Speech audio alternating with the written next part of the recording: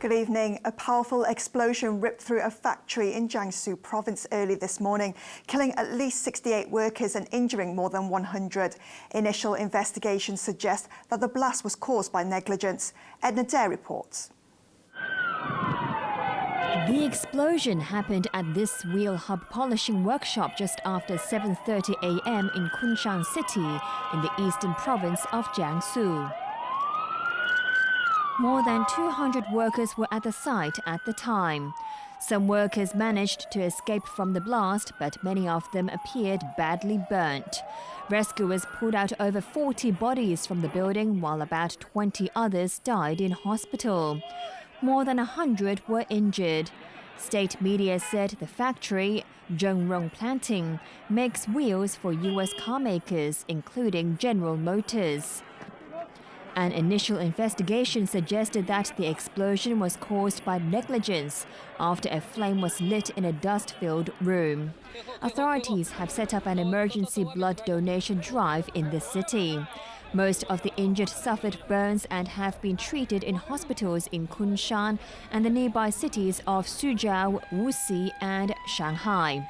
Rescuers were clearing the site of debris, including clothing, shoes, and shattered glass scattered at the scene. Further investigations are underway. There have been reports that the impact of the explosion was so great that it shattered the windows of a guardhouse located about 500 meters away from the workshop. Kunshan Zhengrong Metal Products Company Limited is in Kunshan's Economic and Technological Development Zone, which is 70 kilometers away from Shanghai. The company's website says it employs 450 workers and is a Taiwanese-funded enterprise. Taiwan President Ma Ying-jeou has vowed to find out what caused multiple gas explosions in Kaohsiung that killed at least 27 people and injured nearly 300 others. Ma made the pledge during a visit to the disaster area. Raymond Yeung reports. A solemn Ma Ying-jeou listened patiently as soldiers held a media briefing at the site of the gas blast, which resembles a war zone. The Taiwan president, who arrived in Kaohsiung this afternoon, then made his way to a funeral parlor where he paid his respects to the victims before addressing the island. Task forces will be set up to look into the cause of the accident, while the judiciary will launch its own probe to see if anyone is to be held accountable, Ma announced. He also stressed the importance of preventing similar tragedies in the future, although he admitted it's unavoidable for gas pipelines to go through residential areas. More than a day has passed since the deadly underground gas explosions shook Taiwan's second-largest city, but firemen and soldiers were not giving up hope as they raced against time to find survivors buried in the rubble. But so far, rescuers only discovered more bodies at the scene. Downpours overnight also made rescue efforts even more difficult, as damaged drains prevented the flow of rainwater, causing minor flooding in many locations. Soldiers scanned the debris with live detectors, while sniffer dogs were deployed to help find survivors. Among the missing are 2 firemen who are feared dead after a burnt firefighter suit was unearthed next to a body this morning. Authorities say the body was so charred, only the bones and teeth remained, and a DNA test will be carried out to find out its identity. But emotional relatives of the missing firemen refused to give up hope and insisted on staying at the site to receive first-hand information. Another pressing task for the local government is to house thousands of residents whose homes have either been destroyed or left without power and water. Many sought refuge in a temporary shelter, with doctors volunteering to provide medical checkups, while charity organizations supply food and other daily necessities. With authorities concerned there may be more explosions, schools and businesses have all been brought to a halt, and many say they have no idea when they can get back to normal life. It's believed yesterday's blast was caused by leaking propane, a gas used to make plastics and fabrics. Multiple reports of gas leaks were made in the hours before the blast at around midnight, and authorities have been accused of reacting too slowly. Initial assessments have pointed to an abnormal pressure drop of a pipe run by LCY Chemical, who initially denied any involvement. But the group made a U-turn today, saying they will cooperate with the investigation and will never shirk responsibility. The gas leak has been brought under control, according to the local Environmental Bureau, which said inhaling a small amount of the gas will not do great harm to people. Overseas, West African leaders have vowed to stop at nothing in tackling Ebola following a warning by the World Health Organization that the virus is spreading faster than it can be contained. Arthur Okiola reports. Leaders from Guinea, Liberia, and Sierra Leone met the head of the World Health Organization to talk about how to handle the latest Ebola outbreak. Margaret Chan praised the leaders for recognizing the seriousness of the outbreak and vowing to take action, but warned that the virus was outpacing efforts to destroy it. They agreed to focus special attention to the cross-border areas, where the three countries, meet. The common borders is an area which account for 70% of the Ebola cases. Dozens of healthcare workers have been deployed in the Liberian capital of Monrovia for a massive disinfection operation at government offices. All schools were closed, and more quarantine measures such as restrictions on public gatherings and population movements are possible. It's real, and we all need to take those precautionary measures that are being announced. Work with the medical people who are giving us the right pieces of advice. If we can do that, of course, it's going to help us to kick Ebola out of Liberia. However, the scientist who discovered the deadly disease says the response to contain the outbreak hasn't been sufficient. I think the response up to now has not been firm enough. And we should see also that this is happening against the background of countries that are very poor, that have gone through civil war, decades of civil war sometimes, where there is a distrust in health services, in authorities, and that makes it particularly difficult to control this epidemic. The highly infectious disease requires rigorous precautions to stop it spreading. More than 60 medical workers have lost their lives, hampering efforts to tackle the outbreak. Meanwhile, preparations are underway at a U.S. hospital to receive 2 American aid workers who were infected with the virus in Liberia. We have a special containment unit which has been developed with the assistance of the subject experts at the Centers for Disease Control and Prevention. And together with them, we have developed a unit which can safely care for a patient with a serious communicable disease, delivering the highest level of care required, including intensive care unit. The U.S. has pulled hundreds of aid workers out of the region due to the infections. Arthur Ricchiola, ATV News. Locally, Health Chief Ko Wing-man says getting travellers from West Africa to fill out health declaration forms is not feasible. Instead, the government will provide information on what to do if they develop Ebola symptoms. Edna Dare reports. The recent outbreak of the Ebola virus in West Africa has already claimed more than 700 lives, prompting health authorities here to be on high alert and warnings of possible cases in the city. Health Chief Ko Wing-man says the government will hand out advice to holders of passports from Guinea, Liberia and Sierra Leone upon arrival. Essentially, the advice would direct them to present themselves to the Port Health Office if they have any symptoms on the point of arrival. And if they do not have any symptom at that time, then the advice would also let them know what to do if they subsequently develop the symptoms. But Ko said it will not be feasible to require travellers arriving from the 3 affected countries to fill in health declaration forms, since there are no direct flights from West Africa. He added that the websites of the Security Bureau and Centre for Health Protection will have messages warning people to avoid any unnecessary journeys to the affected countries. Meanwhile, an infectious disease expert believes the chances of a full-scale outbreak in Hong Kong are low, and the hospital authority is prepared to handle any cases that surface here. We have to get ourselves prepared and be vigilant about the possibility for importation of such an infected individual. Ho urged authorities to be on the alert for travelers from the three countries because the incubation period for the disease can be up to 21 days, and it's likely an infected person may not have any symptoms when they travel out of the country. Because the incubation period after exposure to somebody who is infected by the virus to onset of symptoms can be very long. Ho also reminded the public not to travel to the three affected countries. The Anti-Occupy Central campaign entered its third week today with the launch of a website. The organisers celebrated with a bus tour and called on people to join their protest on the 17th of this month. Winner Wong reports.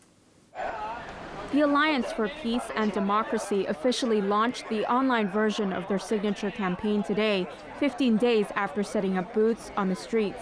This morning, members of the Alliance, along with representatives from North District Council, boarded a bus to mark the event. They hung banners with anti-Occupy Central slogans and called on people to sign their petition. The bus started off at Fanling and drove past booths in Shengshui, where the riders got off to mingle with supporters. According to the organizers, over 1 million signatures have been collected over the past 2 weeks. The website also managed to obtain about 8,500 signatures since its launch at midnight last night. The petition ends on the 17th, the day the organizers have planned a street protest. Meanwhile, on Hong Kong Island, a dozen or so members of the Neo-Democrats marched from Admiralty to the government's offices at nearby Tamar. They're unhappy with the government's recently published political reform report, which used words like mainstream opinion to describe the support for a nominating committee to pick chief executive candidates. They say it's disrespectful for those who took part in an unofficial referendum and the July 1st rally. They handed in a petition to the government asking for civil nomination in the 2017 elections. Winna Wong, ATV News. One of the city's top policemen says he doesn't have a problem with officers signing the Anti-Occupy Central petition. With a growing number of officials, including the chief executive, openly supporting the Anti-Occupy Central campaign, some question whether the ministers should express their political views. On Wednesday, Assistant Commissioner of Police Operations Cheung Tak-keung said that, like all Hong Kongers, police officers enjoy freedom of speech. However, he encouraged them to be politically neutral so they can carry out their duties in an impartial manner. On a radio show today, Cheung revealed more details about his views. According to the police general orders, he said, officers should always have two things in mind: whether their actions will interfere with the impartiality of their work and how their actions will be perceived by the public. Cheung said officers should have the wisdom to decide whether something should or shouldn't be done. When asked whether he thought it was all right for police officers to sign the Anti-Occupy Central campaign, Cheung said yes. If officers during their own time want to express an opinion on something that is illegal, I don't see a problem with that, he told listeners. But he said there are many less controversial ways for officers to express their opinions, although he did not say what they were. Democratic Party lawmaker James To agreed that the police should be careful about their public image, saying it's fine for them to exercise their freedom of speech, but they should do it discreetly. Don't be like those government officials who publicly announce their plans and get their pictures taken while signing a petition, he said. Police rules say officers should not participate in political activities like promoting political views unless they are on final leave and have permission from the Civil Service Secretary. Winna Wong, ATV News. Over 1 million illegal cigarettes were seized this morning after customs officers stopped a vehicle at Lok Ma Chau. The cigarettes are said to be worth around $2.5 million. Ann Cheng reports. At around 2 o'clock this morning, customs officers at Lok Ma Chau control point stopped a vehicle which was supposed to be carrying 688 boxes of DVD players. But hidden among the boxes of goods inside were 1.3 million cigarettes in 82 cartons worth $2.5 million. We will arrange the cigarette to be examined by the trademark owner. According to their reports, usually 40% of the cigarettes are counterfeit. The 38-year-old mainland driver was arrested. Juan said smugglers tend to sort the boxes of cigarettes in batches according to what the buyer wants. In the packaging level, the telephone ordering activity is the most predominant. They send the flyers to the buyers usually the densely populated housing estate. The citizen got the flyer and then see the number. They will make a call, and then someone will send the illicit cigarette to the buyers. Smuggling is a serious offense with a maximum fine of $2 million and up to 7 years imprisonment. Ann Chang, ATV News. Now a roundup of sports news, starting with tennis. Richard Gasquet is through to the last four of the Washington Open. Frenchman Richard Gasquet had little trouble against Kei Nishikori of Japan, clinching the first set 6-1. Game Gasquet. The sixth seed won the second set 6-2, taking the match to advance into the semi-finals. Game, set and match. Gasquet will meet either Vasek Pospisil or Santiago Giraldo, whose game was suspended due to rain. Giraldo won the first set 7-6, while Canadian Pospisil took the second 6-3 before the match was called off. Second seed Milos Raonic, also from Canada, made it through to the last four after beating American Steve Johnson. Raonic clinched a straight sets victory in 79 minutes and will next play Donald Young. Young booked a place in the next round after winning 3-6, 7-6, 6-2 against Kevin Anderson. In golf, Sergio Garcia has taken a 3-shot lead after the second round of the WGC Bridgestone Invitational in Ohio. The Spaniard reeled off 8 birdies on the back 9 for a total of 11 under 129. Englishman Justin Rose putted a couple of birdies and sits in second place with an 8 under 132. British Open winner Rory McIlroy is a stroke behind at the halfway stage. Former world number 1 Tiger Woods had a mix of bogeys and birdies and is 10 shots adrift. Football fans in America cheered on Real Madrid and Manchester United as both clubs prepare for their friendly match in Michigan. The game at Michigan Stadium will be played in front of more than 100,000 spectators and will be the biggest crowd for a football match in US history. I think it's great, and I think it's getting better. And teams like United and Madrid coming on tour to the States is going to help grow the game so much.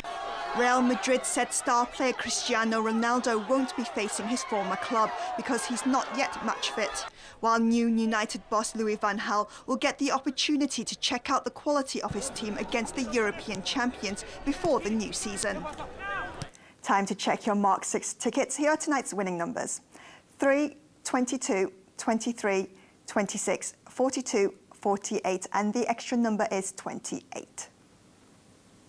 The weather forecast for the next few days. It'll be mainly fine tomorrow, but expect a few isolated showers. Temperatures will range from 28 to 32 degrees. More of the same in the following couple of days. Here's a look at the weather around the world.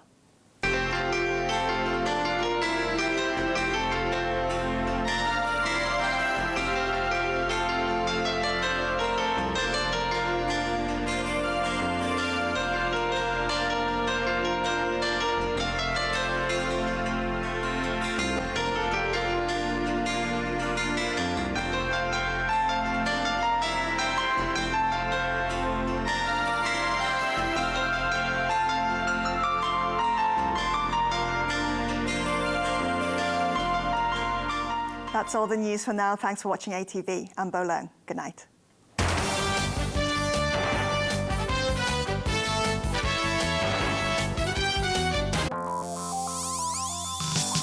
Coming up, global energy.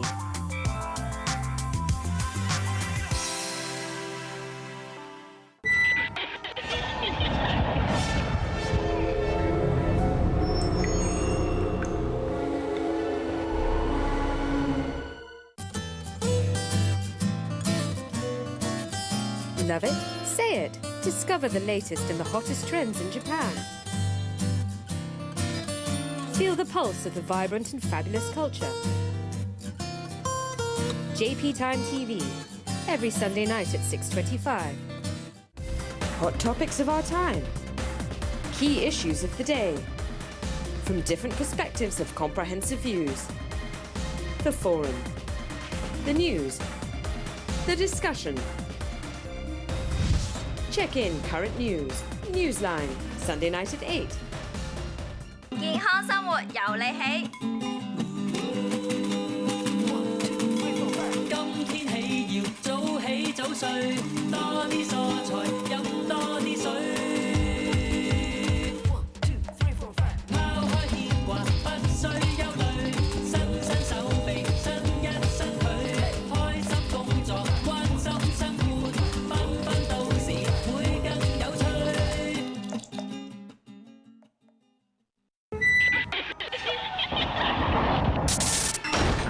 Taking a one-way trip to the horrific hell. We should just say yes. The others wouldn't, and they're all gone now. Falling in love with a bloodthirsty vampire. Can I sit with you until you fall asleep? Fighting deadly evil just underfoot. Chased by the bloody jungle monster. Will there be a way out?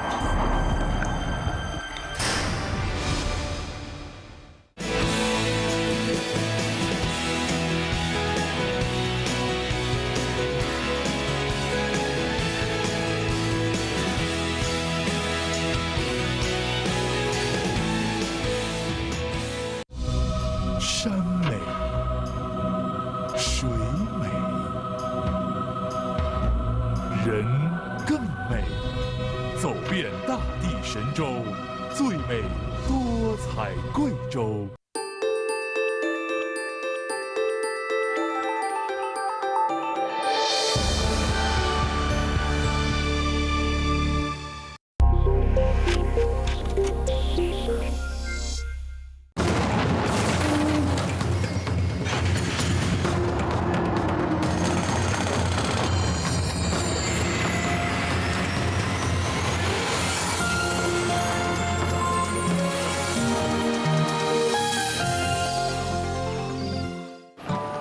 Nearly 7 billion people live on planet Earth. What is the best way to supply them all with energy? People have no idea what is wind energy, what is solar energy. What solutions do science and industry have to offer? We make the real change for our world and to give a better life to our children. The catch-all term for an inexhaustible energy source is renewable energy. But can such energy forms replace oil, coal and nuclear energy completely one day? It would be great if all our electric power came from renewable sources. 1/4 to 1/3 of the world's population has no electrical power. Is wind energy a viable way to provide it? The wind doesn't always blow, but it doesn't use up our natural resources either.